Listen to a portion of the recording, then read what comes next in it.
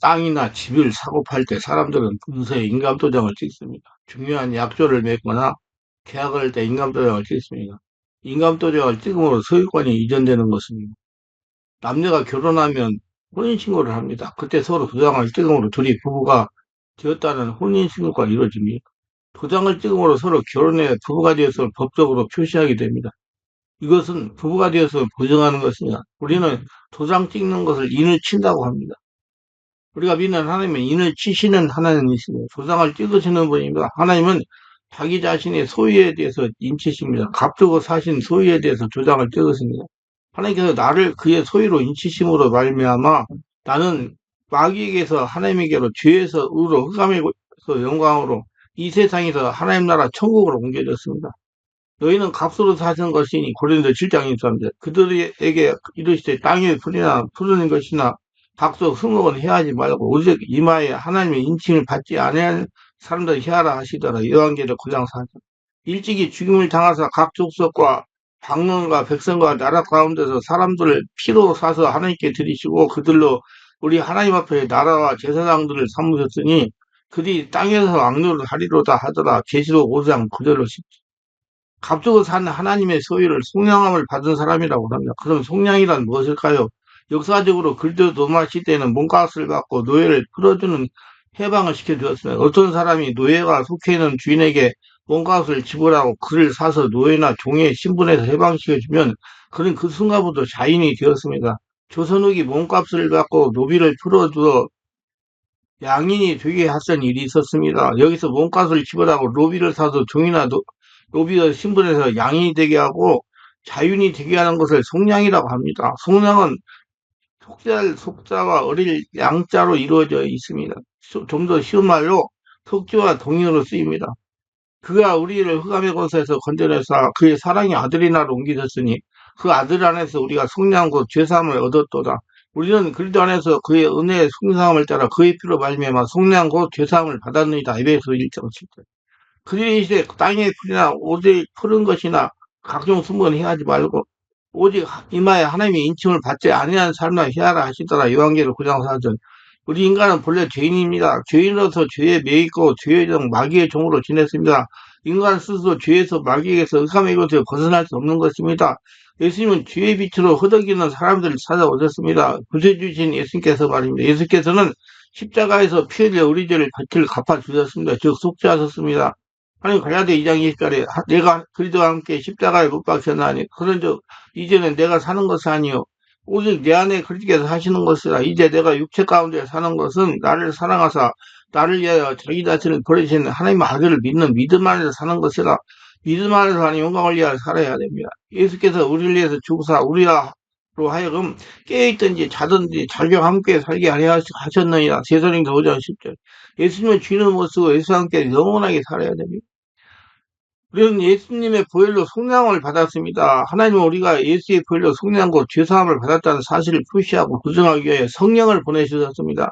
그리고 약속의 성령으로 인을 치셨습니다. 그 안에 너희도 진리의 말씀 곧 너희의 구원의 복을 듣고 그 안에서 또한 믿어 약속의 성령으로 인치를 받았으니 이는 우리 기업의 보증이 돼서 그 얻으신 것을 속량하시고 그 영광을 찬송하게 하려 하십니다. 에베소 1장 13, 14절 이제 우리는 예수의 보혈 말미암아 속량을 받아 죄사함 받고 하나님의 소유가 되었습니다. 그럼 약속의 성령으로 인치심 받아 하나님의 소유가 된 우리는 이 세상에서 어떻게 살아야 할까요? 그러나 백성 가운데 또한 거짓 선지자들이 일어났나니 이와 같이 너희 중에도 거짓 선생들이 있으리라. 그들은 멸망이 아니라 이단을 가만히 끌어들여 자기들을 사신 주를 부인하고 임박한 멸망을 스스로 취하는 자들이라. 여럿이 그들의 호색하는 것을 따르니 이로 말미암아 진리의 도가 비방을 받을 것이요 그들이 탐심으로써 지어낸 말을 가지고 너희도 이득을 삼으니 그들의 심판은 이때부터 지체하지 아니하며 그들의 멸망은 잠들지 아니하느라. 베드로후서 2장 1절 3절 성경의 말씀 오늘날 교회 안에 거짓 선생들과 거짓 교인들이 있다는 것입니다. 그들은 예수께서 피로 값주고 사신 것을 사실을 부인하고 스스로 멸망을 자초합니다. 겉으로 믿는 척하면서 속으로 자신들의 탐심으로 이득을 실습합니다. 그리고 여러 사람들의 그들의 잘못된 행실을 본받게 됩니다. 사람들을 파멸로 길을 이끌입니다. 결국엔 그들의 이중성과 잘못된 어느 행실로 진리의 도가 비방을 받게 됩니다. 음행을 피하라. 사람이 범하는 죄마다 몸 밖에 있거니와 음행하는 자는 자기 몸에 죄를 범하느니라. 너희 몸은 너희가 하나님께로 받은 바 너희 가운데 계신 하나님의 성령이 전인 줄 알지 못하느냐? 너희는 너희 자신의 것이 아니라 값으로 산 것이 되었으니 그런즉 너희 몸으로 하나님께 영광을 돌려라. 고린도서 6장 18절 20절. 성령 우리가 하나님의 성령을 거하시는 성령이 저희라고 합니다. 너희는 너희가 하나님의 성령이고 하나님의 성령이 너희 안에 계신 거 알지 못하느냐? 고린도서 3장 16절. 그리고 우리 값으로 산 것, 즉 속량 받았다고 합니다. 우리는 예수의 피로 값주고 산, 즉 속량 받은 하나님의 소유가 되었습니다. 값으로 산 것이 되었으니 그러니 너희 몸으로 하나님께 영광을 돌리라. 고린도서 6장 20절. 따라서 하나님의 소유가 된 우리는 우리의 몸과 영으로 하나님께 영광을 돌리며 살아가야 할 것입니다. 하나님 성령을 근심하지 말라. 그 안에 너희가 구원의 날까지 인치는 받아내리라. 에베소 4장 30절. 우리는 예수 안에서 마지막 날, 구원의 날, 예수께서 재림하시고 우리가 부활하여 온전히 구원받는 그날까지 성령으로 인치심을 받았습니다. 그러므로 우리는 성령을 근심시키거나 슬프게 하지 말아야 됩니다. 이제 우리는 하나님의 소유가 된 하나님의 자녀요, 제사장들이요, 하나님을 사랑하고 그에게 순종하여 그를 기쁘시게 하십니다. 한나라 시민권을 가진 자들입니다. 긍지와 자부심을 가지고 살아가시길 바랍니다. 이것이 하나님은 우리를 구원하시고 우리가 하나님의 자녀, 하나님의 거룩한 제사장이 된 것을 보증하기 위해 믿는 사람들에게 성령을 보내주셨다. 그리고 그의 거룩한 성령을 인을 치셨습니다. 이제 예수를 믿는 우리들은 약속의 성령을 구원의 날까지 인치마다 하나님의 소유가 되었으니 하나님 것인 우리 몸과 영으로 하나님께 영광을 돌리며 살아가야 됩니다. 온몸으로 하나님께 영광을 돌리며 살아가야 되는 것입니다. 성령으로 인침받은 우리가 얼마나 귀한 존재가 되었는지 아셨을 것입니다. 그 안에서 너희도 진리의 말씀, 그 성령의 구원의 복음을 듣고 그 안에서 또한 믿어 약속의 성령 인치심 받았는 예배도 1장 14절. 바울은 우리를 가리켜 성령으로 인치심 받은 자라고 하였습니다. 그러므로 우리에게는 하나님의 사인이 들어있습니다. 그렇습니다. 우리는 성령으로 인치심 받은 자들입니다. 값으로 환산할 수 없을 만큼 엄청나게 소유하고 귀중한 존재들입니다. 마치 중요한 계약서에 인감조각을 찍는 것 같습니다. 등기를 마친 것 같습니다. 바울은 인치심 받은 결과에 대해 이렇게 설명합니다. 이는 우리 기업의 보증이 되사 그 얻으신 것을 속량하시고 그의 영광을 찬송하려 하십니다. 에베소 1장 18절.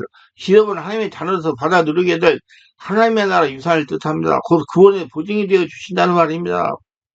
그러면 어떻게 해야 되냐? 먼저는 성령을 세례를 받으셔야 돼요. 그러면 우리 그리스도의 인치심을 받는 것입니까? 당연히 예수 그리스도의 구주를 영접하고 성령 세례받은 자들은 인치심을 받은 것입니다. 성령 세례는 분명히 말씀해서 성령이 없으면 그런 사람이 아닙니다. 로마서 9장 9절에 만일 너희 속에 하나님의 영이 거하시면 너희가 육신에 있지 아니하고 영이 있나니 누구든지 그리스도 영이 없으면 그리스도 사람이 아니라고 말씀했습니다. 그리고 영은 성령을 의미합니다.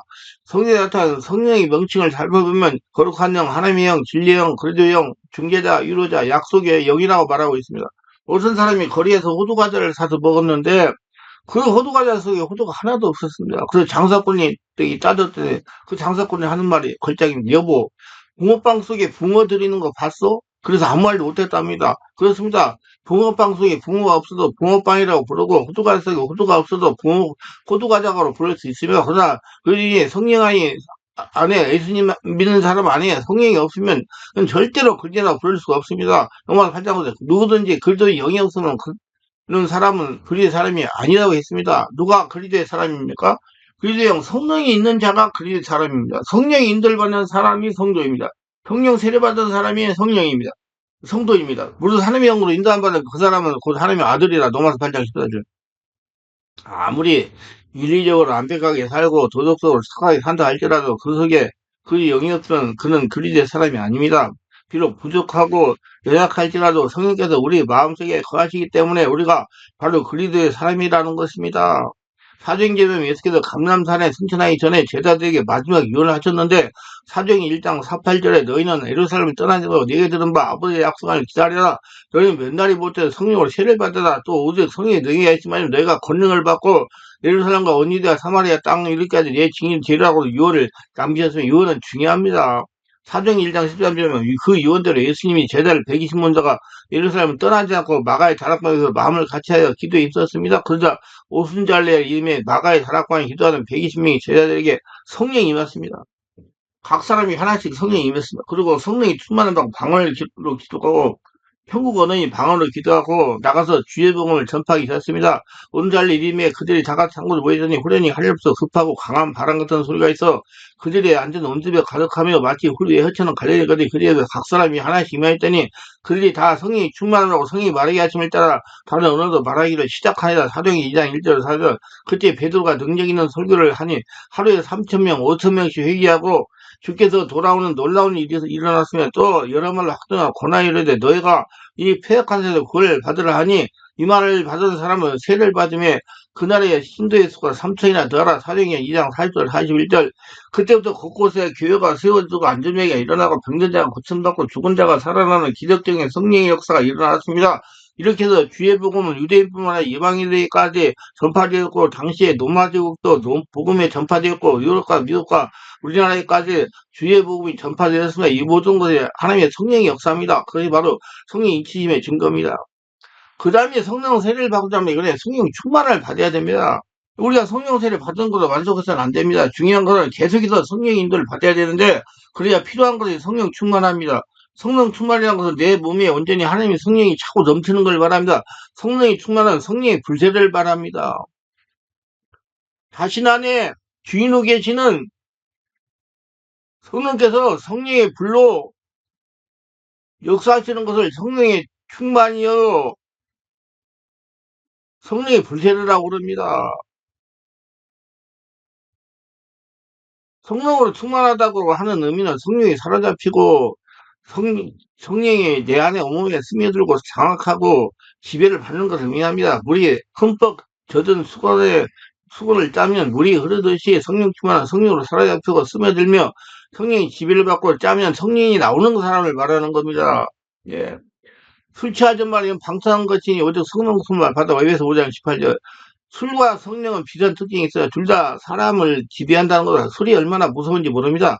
처음에는 사람이 술을 마십니다. 그러나 한 잔, 두 잔 마시다가 보면 자기도 모르게 술을 마시고 마지막에 술이 사람을 마시게 됩니다. 사람이 술에 취해서 술의 지배를 받게 되는 거다. 이러한 상황을 출충만 술에 취했다고 말합니다. 어떤 사람이 간밤에 3차까지 술을 마셨습니다. 먼저 포장마차에서 소주를 마셔서 그러다가 배가 고파서 중국집에서 짬뽕 한 그릇에 고량주 또 마셨습니다. 집에 가는 길에 또 달라주에 들어가 맥주를 마셨습니다. 소주는 25도, 고량주는 45도, 맥주는 7도입니다. 그러면서 그가 마신 걸 조합 몇 도가 됩니까? 복잡하게 계산할 필요가 없습니다. 정답은 절도입니다. 독한 술을 그렇게 짬뽕을 했으니까 몸이 견뎌낼 수가 없습니다. 이성을 잃어버리고 정신을 잃어버리고 개처럼 되는 것입니다. 그렇습니다. 술에 취하면 사람이 달라집니다. 술이 사람을 지배하는 것입니다. 잠잠이 없습니다. 평상시에 조용한 사람도 시끄러워지고 평상시에 소심한 사람이 할 말, 안 할 말, 이 말, 저 말 가리지 않고 막 퍼붓습니다. 그래서 사랑을 고백할 때나 슬픔을 할 때 술을 이용하는 사람들이 많이 있습니다. 온전한 정신이 아닙니다. 말을 횡성수설합니다. 이 말했다 저 말했다 한 이야기하고 또 합니다. 행동도 정상이 아닙니다. 부끄러움도 모르고 점잖게 웃는 사람이 전봇대 수배를 보기도 합니다. 의인, 노인도 술을 먹고 실수를 했습니다. 자식들 앞에서 부끄러운 줄 모르고 덥다고 옷을 훌렁 다 벗어버리고 두려워 잠을 잤으며 이 사건으로 인해 노아는 자기 아들을 함을 저주해야 하는 일이 벌어졌습니다. 성령이 충만하도 반대로 사람을 지배합니다. 깨닫게 합니다. 정신 차리게 합니다. 근심하게 합니다. 죄를 무사하게 합니다. 양심을 일깨워줍니다. 그리고 세상의 불의 앞에 담대함을 얻습니다. 사단의 무리들을 두려워하지 않습니다. 그러므로 성령이 인치심 받은 사람은 날마다 성령 충만을 받아야 됩니다. 그렇기 때문에 우리는 월락금토에 온몸 집중 치유 기도 집회를 하는 것입니다. 성령 기도하라 해야 성령 충만을 받기 때문에. 그 다음에 이제 성령을 근심있게 말해야 됩니다. 오늘 우리는 성령 인치심 받은 사람들이다. 그러면 더욱 조심해야 됩니다. 답다라는 말이에요. 답다. 선생답다, 목사답다. 굉장히 부담되는 말입니다. 선생님답다, 형답다, 목사답다, 그리스도인답다, 이스인답다. 그러나 이 말을 들을 수 있어야 됩니다. 바울은 고린도서 3장 16절 너희가 하나님의 성전인 것과 하나님의 성령이 너 안에 거하는지 알지 못하는 거라고 말씀했습니다. 우리 안에 성령님이 거하시기 때문에 우리 몸이 바로 하나님의 살아계신 하나님의 성전이 되는 겁니다. 여러분 보이는 이 건물 예배당의 성전이 아니고 우리 한 사람 한 사람 예수 믿는 사람 한 사람 한 사람이 하나님의 성전입니다. 하나님의 인격인 우리하고 통하지 건물 인격이 없는 건물하고 통하지 않습니다. 건물보다 여러분을 굉장히 더 중요하게 생각합니다. 여러분이 보물입니다. 하나님의 보물. 오늘 우리는 성도들 하나님의 성전다운 삶을 살아야 됩니다. 우리가 성전답지 못할 때 어떤 일이 벌어지겠어? 하나님의 성령을 근심하게 하지 말고 그 안에 너희가 구원의 인치를 받았는데 예배 4장 30절 성전을 근심시키는 결과를 초래하는 것입니다. 죄상 또 돌아가는 일에 성령을 근심하게 만드는 일입니다. 경건 생활을 게으름으로 인해서 성령을 근심시킵니다. 마음의 상태가 실제로 눌려서 살아갈 때 성령을 근심합니다. 우리의 마음이 세속화가 될 때 성령이 근심하게 됩니다. 돈, 물질, 우상 살 때 세속적이고 말초신경이 오락에 빠지고 타락한 사람을 살 때 성령을 근심하게 합니다. 그래서 여러분 온몸 집중기를 계속해서 성령 충만해야 성령님이 여러분을 지배해가지고 성령이 여러분을 통해서 나타나서 여러분이 축복된 삶, 풀리는 하나님 복된 삶을 살아갈 수가 있습니다. 결론적으로 우리 모두는 다 성령으로 인치는 받은 사람들입니다. 사도행전에서 사도 바울의 교회와 에베소 교회 사역의 평가는 한마디로 성령 인침입니다.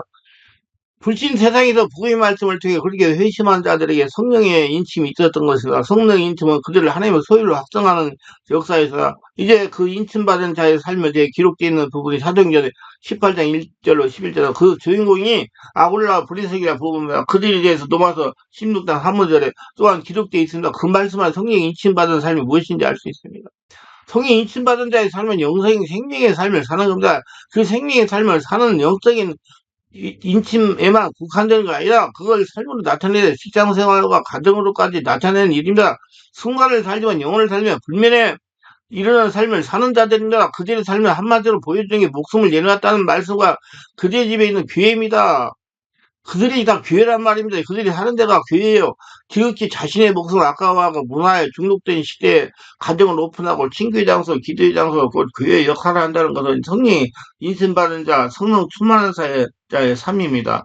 사돌바와 같은 직업을 가지고 사역하는 사람들입니다. 19세기 미국 전국을 붕괴시킨 가고는 게이터 교도들이 흔들 의자였습니다. 그 성령 인침받은 자의 삶이 노동의 삶을 나타내고 그들이 만드는 일이 하나님께서 원하시는 삶을 나타내는 것이었습니다. 이것은 성령으로 그 안에서 주시는 마음과 선하심을 통해 주어진 삶 가운데 하나님의 생명으로 살며 표현하는 것입니다. 그것이 그들이 직장에서 나타나고 그들이 가정에 나타날 때 직장할 때 돈을 하늘에 옮기고 가정에 하나님이 주시는 행복과 자유와 기쁨을 누릴 수 있는 것입니다. 이것이 성령으로 인침받은 자들의 삶의 모습입니다.